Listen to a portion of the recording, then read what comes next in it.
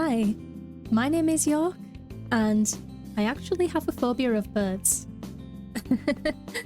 I'm entirely serious, this isn't like a skit or anything, this is a real fact about me.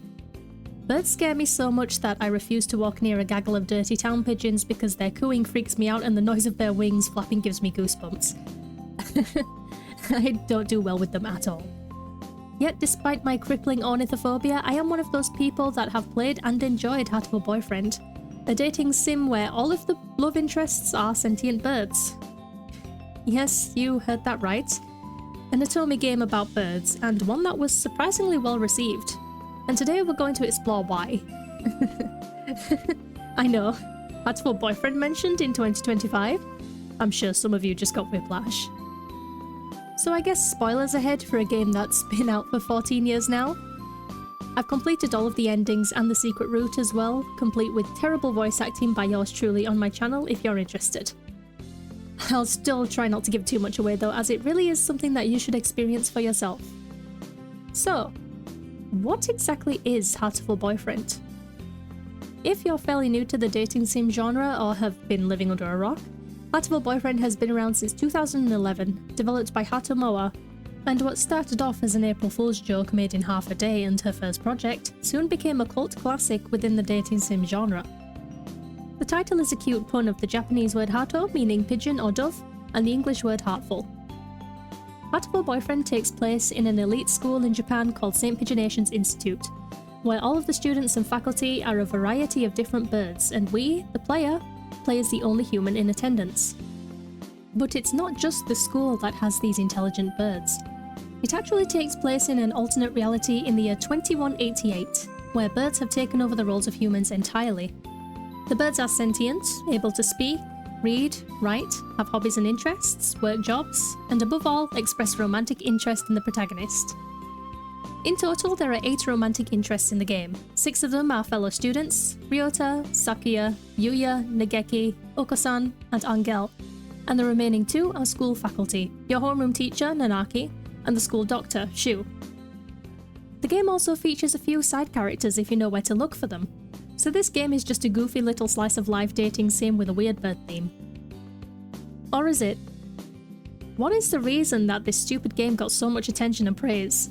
So much so that when it was initially posted as a browser game, it caused 2 server crashes for the host site due to the large amount of traffic after word spread about it on social media like a wildfire. Well, I think first and foremost, it's the initial gimmick and novelty of it. Hatoful Boyfriend was probably the first BL game ever created. BL stands for bird love, by the way, not the other thing. And subsequently, the sheer strangeness of the concept is what catches everyone's attention. Otome didn't take the time to make several sprites for the characters and instead just cropped images of real birds and stuck them into the game.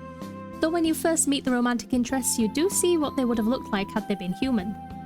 This weird juxtaposition of real-life bird images against cute anime-style backgrounds is definitely eye-catching, and such a bizarre theme to the game pulls everyone's curiosity.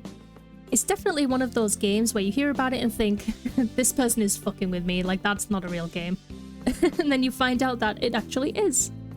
Like I said, Hatoful Boyfriend originally started off as an April Fool's joke in 2011. Even the trailer on the Steam store page is so unserious.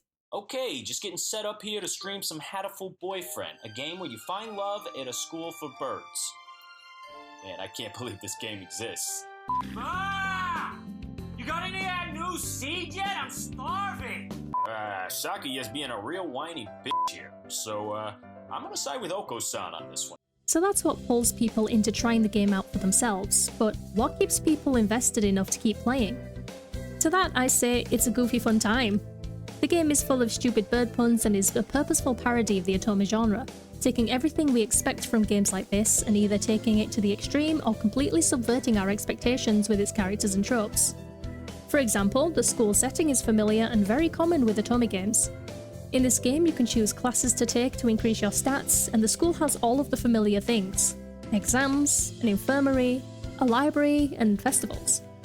But our supposedly cute classmates and teachers are just straight up birds, thus subverting our expectations. And if you want to look at taking a trope to the extreme, you only need to look at the cast of characters. The majority of their personalities are comical parodies of typical archetypes found in Otome games or anime and manga. For example, Oko-san, one of the love interests, is meant to be your typical dumb jock character. He's not very smart and he's obsessed with working out, but the creator took it to the extreme by making him so dumb that he actually isn't evolved like the other birds, still communicating by cooing and having feral instincts like being startled around fireworks. Whereas all of the other characters speak fluent Japanese and are perfectly calm during fireworks, even enjoying them at festivals. He's also weirdly obsessed with pudding, and I still have no idea what that's about to this day. He's definitely the most bizarre character and the hardest to dissect. Angel is another romantic interest. He's a foreign exchange student from the Philippines and he is very interested in manga. He even writes and illustrates his own and tries to sell it at conventions. And he even acts like he's the shonen protagonist too. Now that last part is extreme by itself, but it's taken to the next level when he acts physically injured if you try to refer to him by his legal government name instead of the name he's chosen for himself. He also gives everyone else weird names and titles, and he enters rooms by breaking in through the windows, which I guess is the bird version of Naruto running down the halls?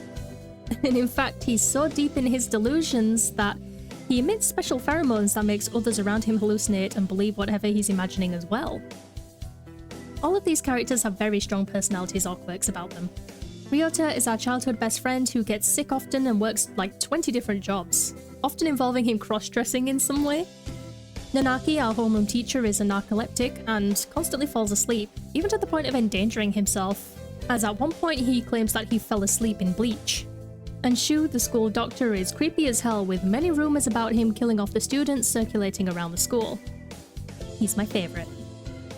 The strong and strange personalities of the romantic interests in the game is what keeps players engaged. You want to know more about them and what kind of hijinks they're going to get up to because many scenes are reminiscent of a comedic slice of life anime.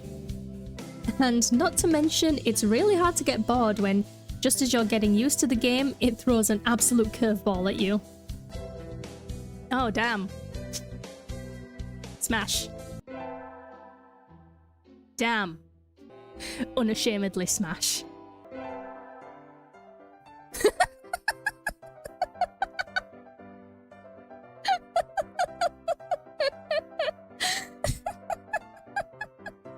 Have you decided which position you will take? I get to choose? Who is there to choose for you? Dumb Japanese. Whoa, Sakuya. Who is this? I think he's named Angel. He's the class eccentric next door. Another peasant. None of you have the right to even be in this school. Go back to the Philippines and bag some coconuts together. Sakuya, come on, dude! Why are you so racist? Those who want to see others. Those who want to be seen. The soothing mecca for all such people. Turimi Cafe, Poco's Forest. Just going on. Is this an ad? Oh my god, this is an ad! The birds are engaging as they are, even though at first they may appear as flat, exaggerated tropes thrown onto a pigeon PNG. But surprisingly, these seemingly two-dimensional characters become more complex as you romance them and learn more about them. The themes and endings for each individual route ranges entirely. For example, Oko-san and Angel definitely have the least serious storylines and are quite quirky and fun. Angel's story even lets you engage in an RPG-style boss fight. But then we have Ryota, Nanaki, Sakuya and Nageki.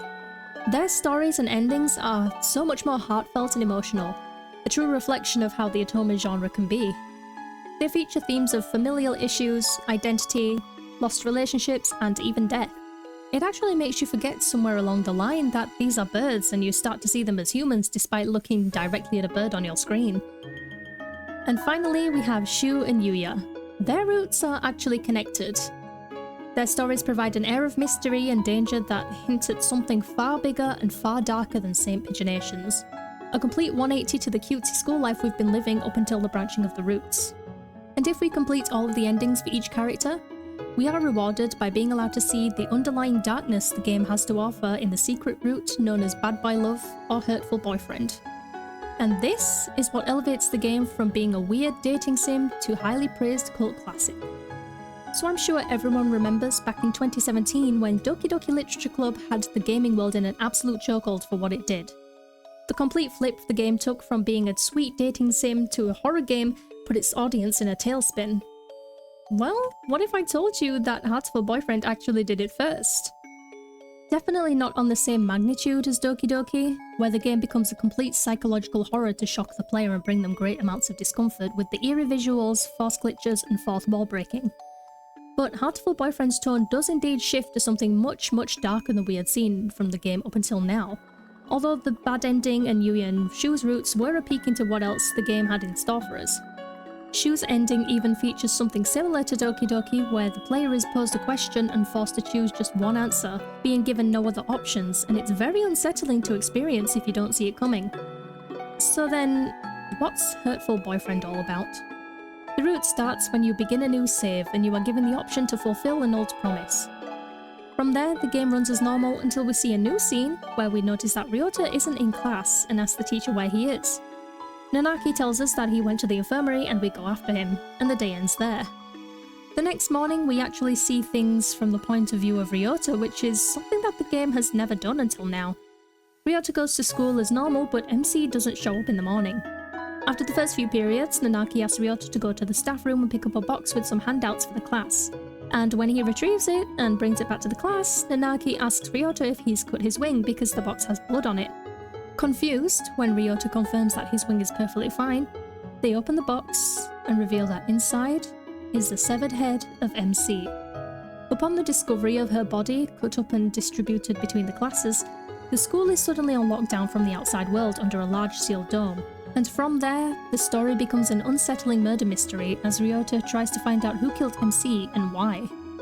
Without spoiling too much, the Hurtful Boyfriend route delves deep into the actual lore surrounding the existence of these hyper-intelligent birds, how they came to be and what wiped out the majority of the humans, the ongoing conflict between the two major political parties, and other things such as scientific and medical experimentation. We get to dive into the pasts of the love interests that happen to interlock with one another to complete the narrative, and expose the role MC was supposed to be playing all along. In this route, all of the characters open up to be something more than what we initially perceive them to be. They're no longer surface layer character tropes, but multifaceted characters that have noticeable character arcs, have their dark pasts exposed, or even just being passive contribution to the narrative lending to the bigger role that the others play. The story is full of unexpected twists that keep the audience playing, desperate to find out more. It is surprisingly well written for how the game initially presents itself, and this is actually the real reason the characters don't have their own illustrated sprites but are instead just images of real-life birds. In fact, most of the images and backgrounds were either royalty-free resources, fan submissions, or Hatomoe's own photography, including her own pet bird, Oko-san. She claims that she sacrificed the aesthetic of proper sprites and used easily accessible resources in order to focus on the core story and script. She wanted the freedom to be able to make it well written and for the players to fall deep into the depths of the story, and it's safe to say that this choice paid off and made the game the phenomenon that it actually became.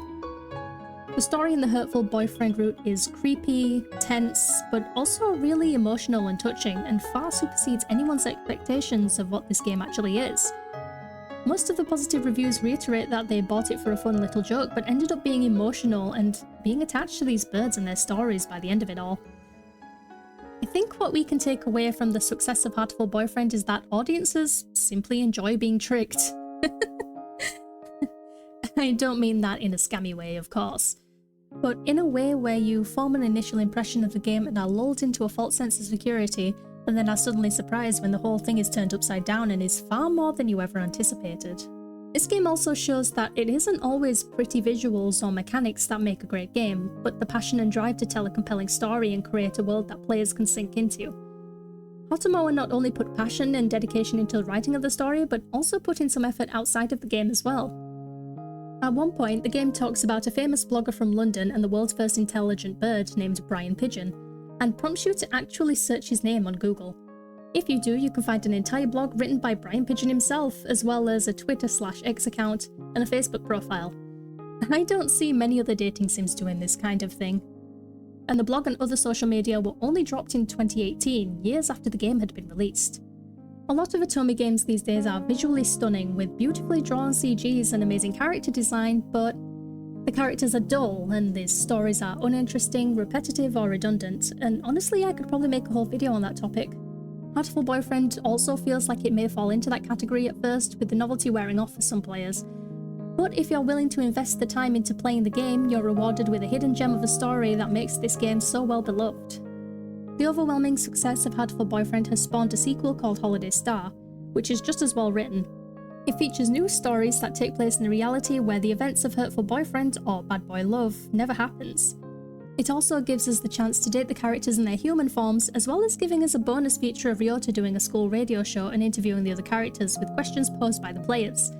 Several Hatoful drama CDs have been made since, where for the first time we can actually hear what the characters sound like. And there's also a webcomic as well. So yes, I adore this game, as do many of the other players. And it was actually one of the first dating sims I ever played when I was younger too.